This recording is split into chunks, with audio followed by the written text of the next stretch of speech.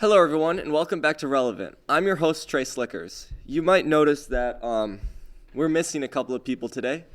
So it's BandFest down at Andrews University, and Naya is in band, so we are missing Naya. So I decided, you know what?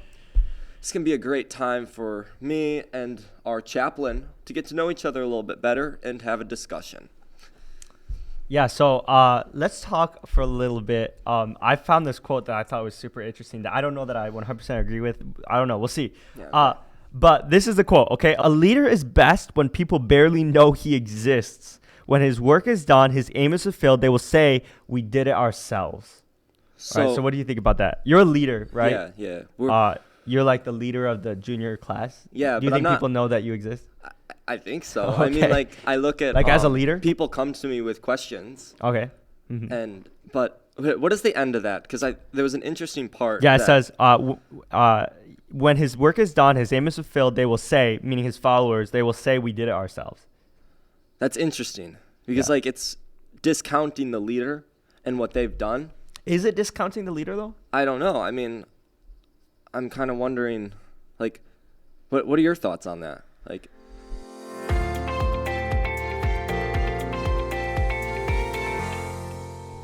So it's kind of interesting to me when I think back over my own life.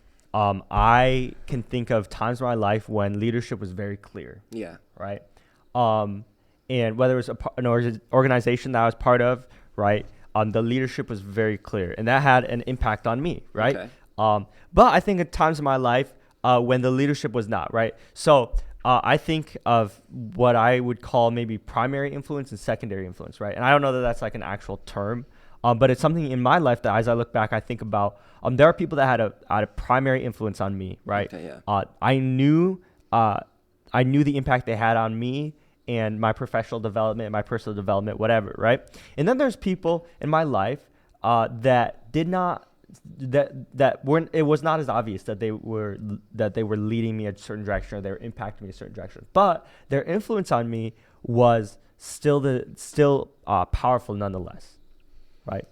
Interesting, because I think of, especially, I don't give these certain individuals enough credit in my life, but my Sabbath school teachers, they really helped lead me and shape me into the person I am today. But looking back on it, I never really gave them the credit or thought of them as leaders in my life, which they were, and they impacted me in such powerful ways. Yeah, so I guess the question is, how visible should a leader be, right? How visible, is that quote accurate? Maybe it's accurate for certain situations. How visible have the leaders in your life been?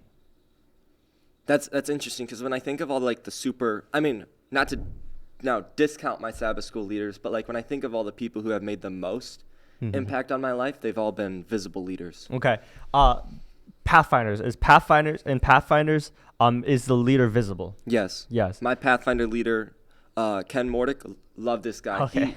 I would say we're going to have an episode on Pathfinders later. Pathfinders is something that I'm super, super passionate about, but Pathfinders changed my life, and that was all because of the Pathfinder leader believing in me. Yeah, he had an impact. Mentoring me. Yeah. He had an impact on. What about business? In business, to some degree, the leader is visible. Yeah. Right. Because the leader is vision casting, the leader is guiding the direction, or the board, right? The board of leaders. Yeah.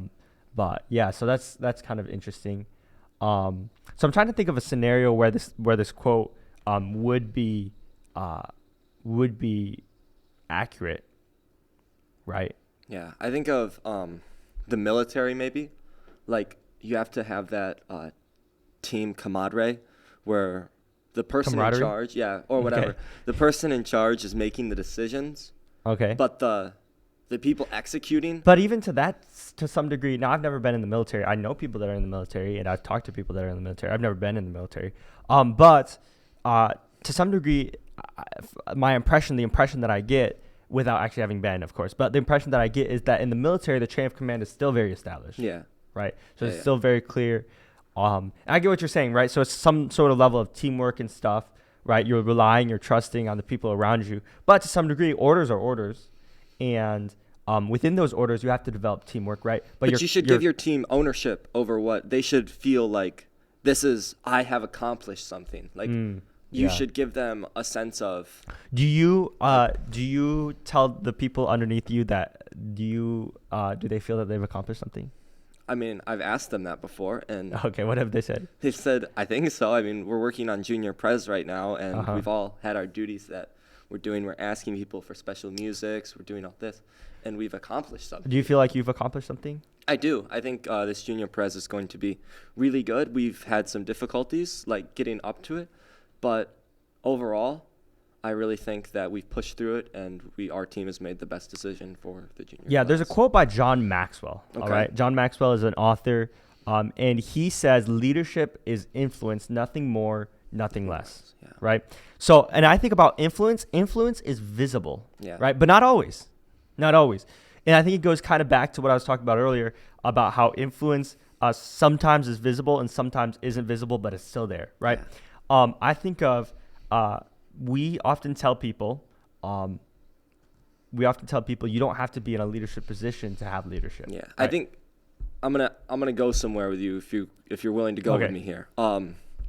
You were on essay, right? You were essay Yeah. pastor Mhm. when you were here. Are the other 4 jobs, so secretary, treasurer, public relations, Okay. and what's the other one? Secretary, sergeant, Sergeant at arms. arms.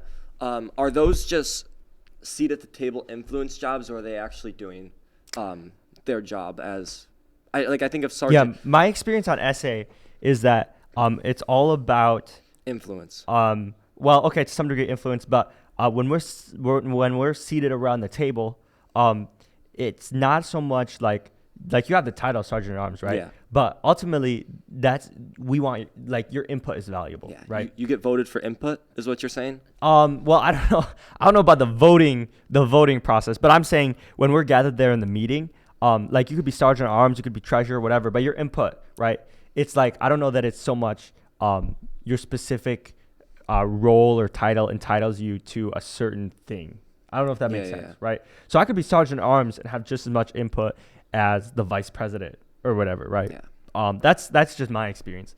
But yeah, then you have people that are on student association, right? That don't hold a class office, or even hold maybe they have more of a background position, Yeah. right? But they still have a lot of leadership, Yeah, for sure. and I think that's because of their influence, right? And their influence, to some degree, is visible, and to some degree, it's not visible, right? So how visible should you be, right? Do you think you're visible as junior class president? Man. I think so. Do you think your influence is visible? I think so. Okay, be confident. Be confident. Yeah. I'm just thinking about visibility. I know there was one time. This was kind of a story. We were having Flame Keepers. I wasn't feeling the best that night, so I didn't go to Flame Keepers. And all of a sudden, Flame Keepers is about to end. I hear all the ruckus. I'm like, oh, everyone's just going to bed again. Oh man, I should have been there type thing. No, all the ruckus comes to my door. Okay. And I'm looking at Alex. I'm like, why are they here? What's about to happen? Start knocking on my door, and all of a sudden my door blows open, and 6 guys walk in. And they're like, Trey, we need you. And so I'm in bed, in my pajamas, right? Hop out, put some pants on, walk out. And I go to Sung Moon's room, which is where we have Flame Keepers. Okay. And I start getting drilled on some stuff. Mm-hmm. And I start why didn't you do this? Why didn't you do that? How can we proceed? How can we do this? How can we do that? And is that what you mean by visible influence? Yeah, they to some look degree. to me as a leader. Yeah, again, it's it kind of goes back to not all influence is visible, right? But influence is felt. Yeah. Right. So maybe that's I like that. where it goes, right? So not all influence is visible, but all influence is felt. Yeah, I'm trying to think. I think that by and large, I think that's the case, right? Okay, yeah. So I might not realize that I'm being influenced by certain individuals, right? But I feel their influence, and if I take time to sit down and think about it, I can tell where they've influenced me, and or maybe I can't, right? But they've still influenced me, and that's not necessarily visible, but it's felt, right? How visible should we be as Christians? Visible as Christians. I think I think we should be very visible as Christians. Okay. There's this story I think of. So I like Porsche, right? Okay. I'm a big Porsche person. Always been since I was like 3. My parents always joke that's the first word that came out of my mouth was Porsche. And they released this ad for their car that came out this year called the 911 ST. Okay. Sweet car. It's basically the 911 GT3 RS, but without a wing and a whole bunch of like lightened mods and all this stuff. Yeah, I was really excited too. You were? Yeah. You look like it. kidding. Tell me about it. Yeah, Tell me keep about going. the Keep car. going Tell with me your about the story. car. Keep going with your story. So in this ad campaign, they were talking about, because it's their 60th anniversary it's their 50th anniversary for the 911. Uh-huh. And this is the car that they released for that. And they were showing all the years of 911s drive by. And this place, here, let me find the article real quick. But this place in the Portuguese city of Lisbon and Almada, the Tagus River, there's this statue of Jesus. Okay. On this pedestal, right? Mm-hmm. And in the video, a Porsche drives by. Yeah. And the statue of Jesus is in the frame. Like yeah, it's in the frame. Yeah, I saw this on my X feed actually, or my Twitter you did? feed. Yeah. So they drive by, and all of a sudden,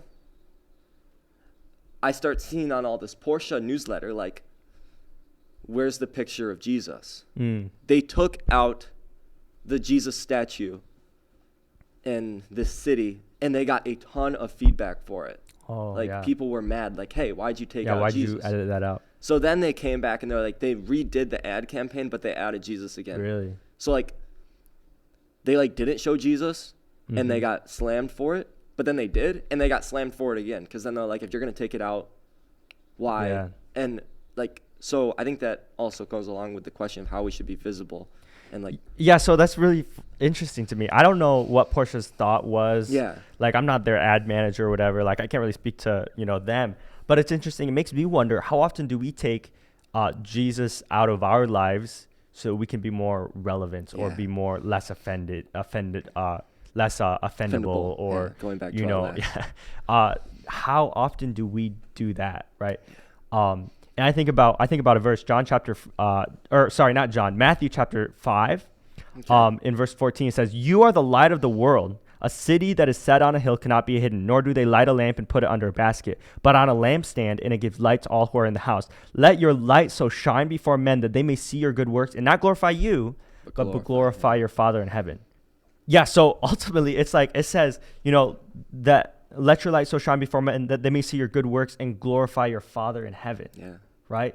Glorify not you, but your Father in heaven. I think about Porsche's ad, and I don't know what Porsche was trying to do, cater to certain audiences or not, but I think about my own times. So they edited out Jesus as the car is driving across the bridge, right? How often in my influence on others or my interactions with others do I edit out Jesus so that I'm less offendable, or so I can cater to a different audience, or whatever. As a Christian, right? We're talking about visibility. As a Christian, I should be visible, right? Or my Christianity should be visible. For sure. And yeah, it's not really me being visible. I kind of misspoke there. My Christianity should be visible. So then Jesus is visible, right? So I think about that Porsche clip. Jesus is on the pedestal, right? And he's there, right? They tried to edit it out. Is Jesus visible to others in your own life? Right? That's the question that we have to answer today. Is Jesus visible to others in your own life? Are you editing him out? Right? That's ultimately what we have to figure out. I think that's an amazing place to end on. I really love that. Just make sure you're letting Jesus stand on your pedestal today. Make sure people can see Jesus through you. Relevant out. You've been listening to the Relevant Podcast. Episode 10 was hosted by Trace Lickers with a special guest of Pastor Seth McKelvey. Today's show is produced by Alexander Winkler, and this episode was recorded in Cedar Lake, Michigan, on the campus of Great Lakes Adventist Academy. Don't forget to check out our website, relevant.show, or follow us on Instagram. Thanks for listening. See you next week.